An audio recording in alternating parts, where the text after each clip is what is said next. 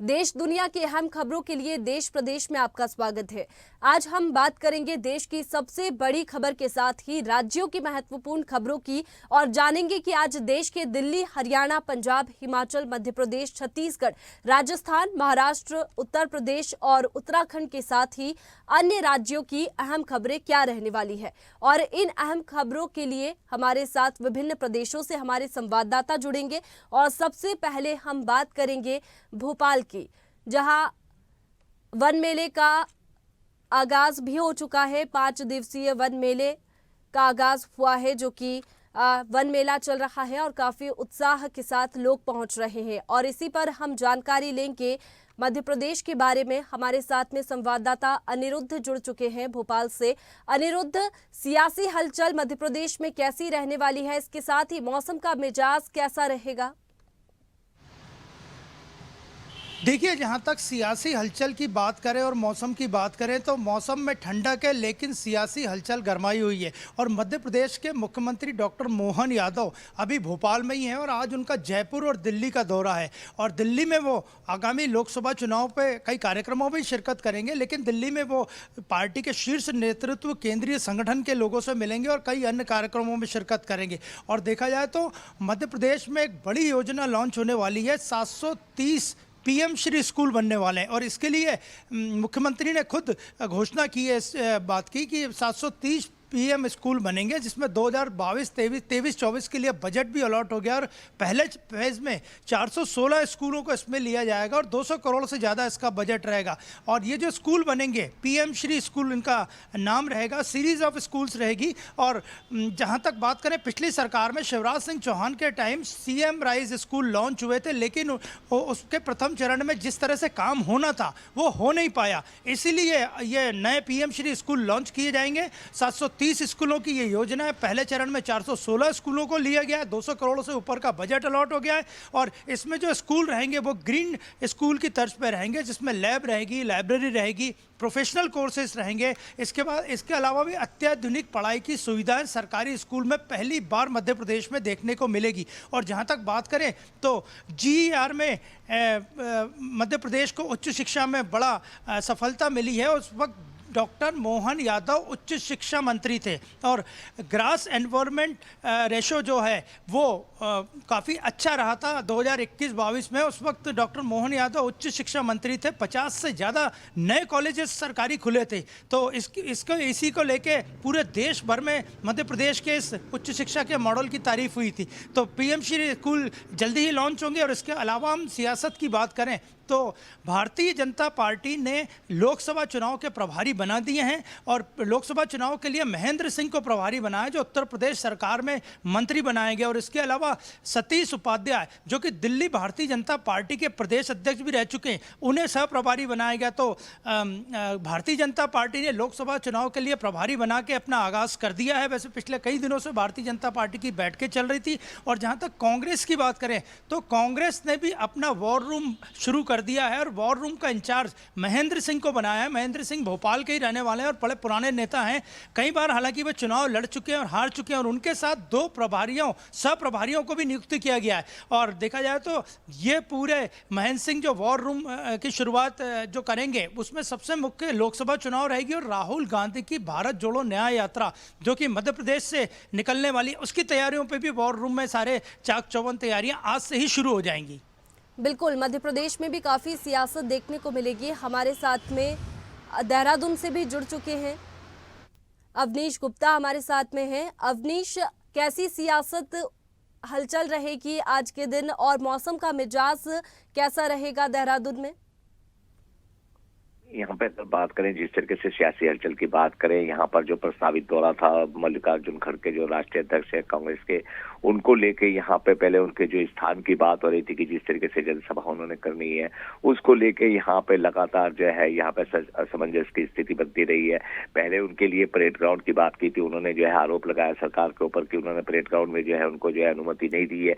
हालांकि बाद में जो है यहाँ पे रेस कोर्स जो बनरी स्कूल है वहाँ पे उनका स्थान निर्धारित किया गया, परंतु देर रात यहाँ पे जो है यहाँ पे एक जो नाटकीय, जिसको बोल सकते हैं ड्रामा देखने को मिला, क्योंकि उनका कहना था कि मल्लिकार्जुन जो खड़गे हैं उनका हेलीकॉप्टर पुलिस लाइन में उतारने की अनुमति नहीं दी गई है, जिसको लेकर वो देर रात तक जो है पुलिस के जो हेडक्वार्टर है वहां पूरे तमाम कार्यकर्ता जो थे वो धरने पे बैठ गए और लगातार नारेबाजी करते रहे। बाद में उनको अनुमति मिली है वहां पे पुलिस लाइन में हेलीकॉप्टर उतारने की, उसके बाद वो चले गए। तो आज उनका जो प्रस्तावित प्रोग्राम है वो 12 बजे से जो है यहाँ पे देहरादून में उनका ये पहला जो है यहाँ पे उत्तराखंड का दौरा माना जा रहा है और उसको लेके यहाँ पे जो कांग्रेसी है उनमें उत्साह नजर आ रहा है। हालांकि इसको लेके जो भाजपा है उन्होंने भी जो है यहाँ पे उनके ऊपर कटाक्ष किया कि जो अनुमति की यहाँ पे बात कर रहे हैं लगातार, उन्होंने ना तो यहाँ पे कोई संख्या निर्धारित की थी और ना ही कोई ऐसा बताया था कि कितने लोग पहुंचेंगे। ये तमाम चीजों को लेके ये यहाँ पे आरोप प्रत्यारोप करते हुए जारी रहा है। जी वैष्णव जी, बिल्कुल सियासत काफी देखने को मिल रही है उत्तराखंड में। हमारे साथ में लखनऊ से राशिद अली जुड़ गए हैं। राशिद, कैसी सियासत रहेगी आज के दिन, क्योंकि उत्तर प्रदेश में काफी उठापटक देखने को मिल रही है, और मौसम का मिजाज कैसा रहेगा? जिस तरह से उत्तर प्रदेश की सियासत की बात करें तो लगातार हमारे जो यूपी के मुख्यमंत्री योगी आदित्यनाथ हैं वो लगातार दौरा कर रहे हैं। आज मुख्यमंत्री योगी आदित्यनाथ गोरखपुर में है, जो कि आम जनमानस से और आम जनता से भी वार्ता करेंगे।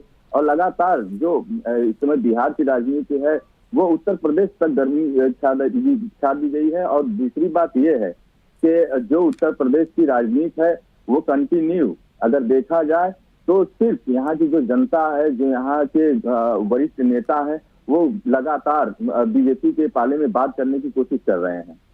जी बिल्कुल, हमारे साथ में अनिरुद्ध भी जुड़े हुए हैं भोपाल से। अनिरुद्ध, मन की बात का एपिसोड भी आज होने वाला है, 109वां एपिसोड होगा, और ये खास इसलिए भी है क्योंकि ये इस साल का पहला एपिसोड है। तो क्या कुछ खास रहने वाला है? किन मुद्दों पर प्रधानमंत्री नरेंद्र मोदी का संवाद होगा? देखिए, मन की बात के 100 एपिसोड से ज़्यादा पूरे हो चुके हैं और ये प्रधानमंत्री नरेंद्र मोदी का अत्यंत सफल कार्यक्रमों में से एक है। और जहाँ तक बात करें मध्य प्रदेश की, तो देश भर की तरह मध्य प्रदेश में भी ये मन की बात कार्यक्रम बड़े उत्साह और उमंग के साथ सुना जाता है। और आज प्रदेश अध्यक्ष BD शर्मा अपने कटनी दौरे पर है। हालांकि उनके इस दौरे में संगठन के और कई कार्यक्रम अन्य भी हैं, और लेकिन वे सुबह 11 बजे पार्टी के कार्यकर्ताओं के साथ कटनी के भारतीय जनता पार्टी के कार्यालय में मन की बात का कार्यक्रम सुनेंगे। और आज जहां तक बात करें तो ये इस साल का 2024 का पहला मन की बात कार्यक्रम है। और प्रधानमंत्री हमेशा मन की बात कार्यक्रम में कुछ नए ऐसे चर्चा के वक्तव्य देते हैं और ऐसे मुद्दे उठाते हैं जो कि जनता के मन को वाकई में टच करते हैं, उन्हें छूते हैं। तो आज भी वे गणतंत्र दिवस के बाद ये प्रोग्राम होना है। तो गणतंत्र दिवस में जिस तरह से फ्रांस के राष्ट्रपति आए थे मुख्य अतिथि बन के, इसके अलावा महिलाओं ने गणतंत्र दिवस परेड की कमान आज पहली बार संभाली। इसके अलावा कई ऐसी बातें हैं। और राम मंदिर का 22 तारीख को जो प्राण प्रतिष्ठा समारोह अयोध्या में हुआ है, तो ऐसी कई मुद्दे आज प्रधानमंत्री अपने मन की बात कार्यक्रम में उठा सकते हैं। और भोपाल में भी कई जगह भारतीय जनता पार्टी के कार्यकर्ता और आम लोग भी प्रधानमंत्री का मन की बात कार्यक्रम बड़े उत्साह और उमंग के साथ 11 बजे सुनते हैं। बिल्कुल, राम मंदिर प्राण प्रतिष्ठा का अनुभव भी प्रधानमंत्री साझा कर सकते हैं। हमारे साथ में देहरादून से अवनीश भी जुड़े हुए हैं। अवनीश, जिस तरीके से बात की जाए तो 5 फरवरी को विशेष सत्र बुलाया गया है, यूसीसी को लेकर कानून पारित हो सकता है, इसको लेकर क्या जानकारी है? विपक्ष की ओर से क्या विरोध किया जा रहा है?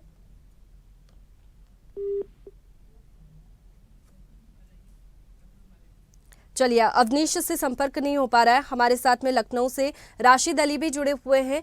राशिद, जिस तरीके से प्राण प्रतिष्ठा अभी हुई है अयोध्या में और इसको लेकर लोगों में काफी उत्साह देखने को मिल रहा है, तो कैसा उत्साह है? कितनी संख्या में लोग यहाँ पर पहुंच रहे हैं और क्या इंतजाम जो लोग पहुंच रहे हैं उनके लिए किए जा रहे हैं?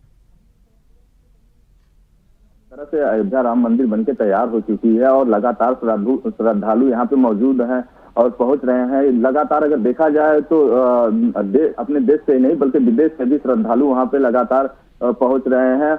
और उनके रहने के लिए जो रैन बसेरे बनाए गए थे वो अभी तक मौजूद हैं। उनके लिए सचल टॉयलेट का भी व्यवस्था किया गया है, भंडारे का भी व्यवस्था किया गया है। और दर्शन करने के लिए जो व्यवस्था की गई है वो बहुत महत्वपूर्ण और बहुत अच्छी व्यवस्था है, क्योंकि पहले आधार कार्ड लिया जा रहा है, उसकी फोटो खींची जा रही है, उसके फोटो खींचने के बाद उसका पास बनाया जा रहा है, उसके बाद वो दर्शन करने के लिए जा रहे हैं। जी बिल्कुल, एक अलग उत्साह लोगों में नजर आ रहा है। हमारे साथ में अनिरुद्ध सोनोने जुड़े हुए हैं भोपाल से। अनिरुद्ध, लोकसभा चुनाव की बात करें तो लोकसभा चुनाव में ज़्यादा वक्त नहीं बचा है और ऐसे में भारत जोड़ो न्याय यात्रा भी मध्य प्रदेश में कुछ ही समय में पहुंचेगी। और बात की जाए तो बीजेपी की भी पूरी तरह से एक्टिव है क्योंकि प्रभारियों की जो है वो नियुक्ति की गई है। देखिए, लोकसभा चुनाव के लिए भारतीय जनता पार्टी और कांग्रेस दोनों की मध्य प्रदेश यूनिट सक्रिय हो गई है और जीतू पटवारी जहां संगठन में दम भरने में लगे हैं, वहीं भारतीय जनता पार्टी भी बूथ स्तर पे अपने कार्यकर्ताओं को अलर्ट कर रही है। कल ही महिला मोर्चे की बैठक हुई, स्व सहायता समूह की यह बैठक थी जिसमें बड़ी संख्या में महिलाएं शामिल हुई। भारतीय जनता पार्टी मध्य प्रदेश यूनिट की प्रदेश अध्यक्ष खुद मौजूद थी। उन्होंने महिलाओं से, और खासकर कल की बैठक में जो सबसे बड़ा जो निर्णय लिया गया कि नमो ऐप को हर महिला को अपने मोबाइल में डाउनलोड करना है और उसके सारे लोगों को जोड़ना है।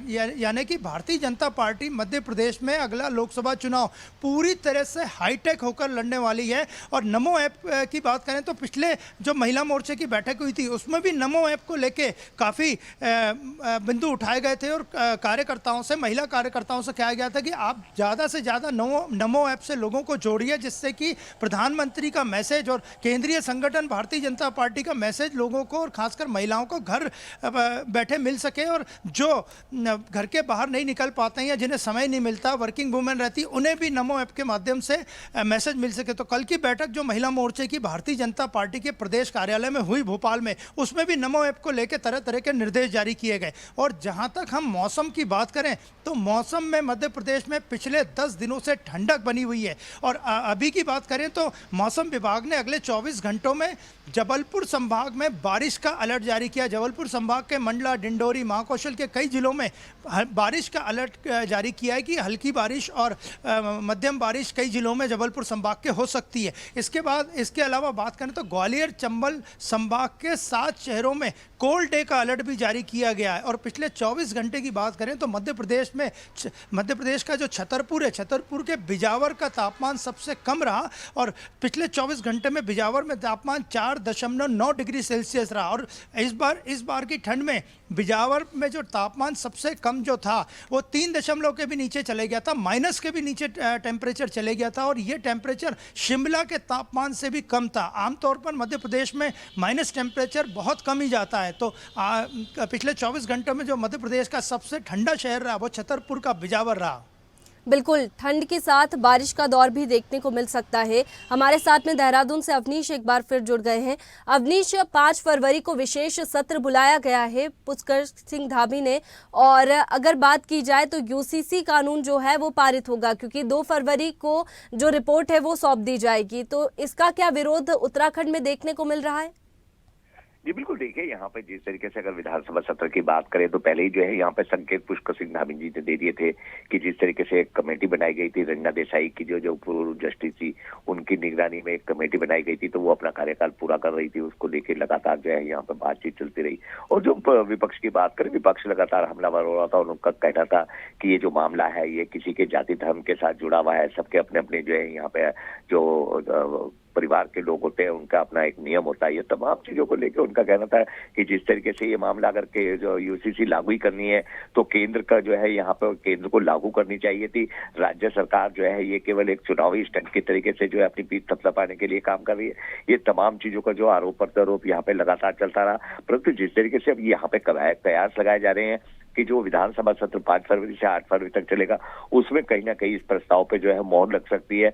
वहीं दूसरी बात जो कहीं ऐसे प्रस्ताव है, पिछली बार जो 8 सितंबर को यहाँ पे जो विधानसभा सत्र अनिश्चित काल के लिए स्थगित हुआ था उसमें भी जैसे 11,321 करोड़ का जो यहाँ पे जो विधेयक था वो यहाँ पे जो अनुपूरक बजट था वो पास करने की बात की गई थी। हालांकि 88,000 करोड़ की जो है यहाँ पे प्रस्ताव पास हुआ था। इन तमाम चीजों को लेकर कई चीजों पे यहाँ पे मोहर लग सकती है। जी वैष्णवी, बिल्कुल, यूसीसी जो है वो पारित होगा तो एक तरीके से सियासत जरूर देखने को मिलेगी क्योंकि लोकसभा चुनाव भी नजदीक है और विपक्ष इसको बीजेपी की नौटंकी बता रहा है। जी बिल्कुल, देखिए वैष्णवी, यहाँ पे लगातार यहाँ पे हमारी रोज बात हो रही है। जो कांग्रेस है खास करके यहाँ पे, तो उनका कहना था कि ये यूसीसी जबरदस्ती थोपा जा रहा है और ये एक चुनावी मुद्दा है, और जिस तरीके से जो चांद दिखाने की बात होती है तो वो बादलों के पीछे छिप जाते हैं। तमाम चीजों को इस तरीके की जो है यहाँ पे अनर्गल बयानबाजी भी चल रही है। और यहाँ पे वैष्णवी एक सबसे बड़ी जो बात है, आज जिस तरीके से यहाँ पे मल्लिकार्जुन खड़गे का यहाँ पे दौरा है, उसको लेके कांग्रेस को एक बड़ा झटका भाजपा यहाँ पे देने जा रही है। जो हमारे सूत्रों से हवाले से खबर आ रही है कि जो इनके विधायक थे, जो रितु खंडूरी जब हार गई थी, तो पहले यहाँ पे इनके बीजेपी के 2007 में जो शैलेंद्र रावत जो इनके कोटद्वार से जो यहाँ पे वो थे विधायक, वो दोबारा जो है वो बागी बन के यहाँ पर जो है रितु खंडूरी जो इनकी विधानसभा अध्यक्ष भी हैं, वो उनको हराने के लिए यहाँ पे जो मैदान में उतर गए थे, उनको जो है पार्टी ने निष्कासित कर दिया था। परंतु जिस तरीके से देखने वाली बात हो रही है, आज सूत्रों के हवाले से खबर आ रही है, आज वो जो है भाजपा में यहाँ पे कई अपने जो है नेताओं के साथ यहाँ पे शामिल हो सकते हैं। तो इसको देखकर लगता है कि कांग्रेस को एक बहुत बड़ा झटका खड़गे के दौरे से पहले यहाँ पे मिलने जा रहा है। जी बिल्कुल, आने वाले समय में और सियासत देखने को मिलेगी। हमारे साथ में राशिद अली जुड़े हुए। राशिद, उत्तर प्रदेश के मौसम की बात करें तो मौसम का मिजाज कैसा रहने वाला है? जी बिल्कुल, मैं बता दूं कि उत्तर प्रदेश में जिस तरह से मौसम का माहौल है, जिस तरह से कोहरा है, ठंड है, उसको देखते हुए सरकार ने 12वीं तक के स्कूल को बंद कर दिया है। 2 फरवरी तक बंद करने का आदेश दिया है। इसमें आदेश दिया है कि सुबह 12 बजे से लेकर 2 बजे तक ऑनलाइन क्लास चलाए जाए। जिनके पास ऑनलाइन की व्यवस्था ना हो, उसे व्यवस्था कर लिया जाए। कड़ाके को ठंड को देखते हुए उत्तर प्रदेश सरकार कड़े नियमावली को अपना रही है। बिल्कुल, मौसम का मिजाज भी यहाँ पर देखने को मिलेगा अलग, क्योंकि ठंड के साथ में बारिश की संभावनाएं भी जताई जा रही है। हमारे साथ में अनिरुद्ध सोनोने जुड़े हुए हैं भोपाल से। अनिरुद्ध, बात की जाए मौसम की तो आपने कहा कि कोल्ड डे का अलर्ट भी जारी किया गया है। इसके साथ ही किसानों की बात की जाए तो किसानों की फसलों पर कैसा असर देखने को मिलेगा मौसम का, क्योंकि आपने कहा कि ठंड के साथ बारिश का दौर भी देखने को मिल सकता है। देखिए, आने वाले दिनों में हालांकि अभी 24 घंटे में मौसम विभाग ने जबलपुर संभाग में बारिश का अलर्ट किया, लेकिन अगर आने वाले दिनों में हल्की या मध्यम बारिश होती है तो ये फसलों के लिए काफ़ी लाभदायक सिद्ध होगी। लेकिन मौसम विभाग ने अभी फिलहाल 24 घंटे का अलर्ट जबलपुर संभाग के लिए जारी किया। और जहाँ तक बात करें हम आने वाले दिनों की, तो अगर हल्की बारिश और मध्यम बारिश होती है तो रबी की फसलों को खासकर बड़ा फ़ायदा मिलेगा। लेकिन अगर बारिश में तेज़ी आती है या बारिश ज़्यादा होती है तो इससे फसलें की खराब होने की संभावना। लेकिन फिलहाल मध्य प्रदेश के लगभग सभी शहरों में ठंड का दौर जारी है और कई लगभग 30 से ज़्यादा शहरों में तापमान 10 डिग्री सेल्सियस से कम बना हुआ है। और आने वाले मौसम विभाग का अनुमान है कि 29 तारीख के बाद यानी कल के बाद ठंड में और बढ़ोतरी होगी और यह शायद ठंड का आखिरी दौर होगा। इसके बाद इतने कड़ाके की ठंड मध्य प्रदेश में शायद ही पड़ेगी। बिल्कुल, मौसम का मिजाज भी अलग देखने को मिल सकता है। इसके साथ में सियासी उठापटक भी आज मध्य प्रदेश के साथ ही कई राज्यों में अलग रहेगी। बहुत शुक्रिया तमाम जानकारी आप सबका हम तक पहुंचाने के लिए। अगर आपको हमारा वीडियो पसंद आया तो लाइक, शेयर, कमेंट, सब्सक्राइब करें, बेल आइकन का बटन दबाएं। हमारी वेबसाइट swdeshlive.com पर जाना ना भूलें।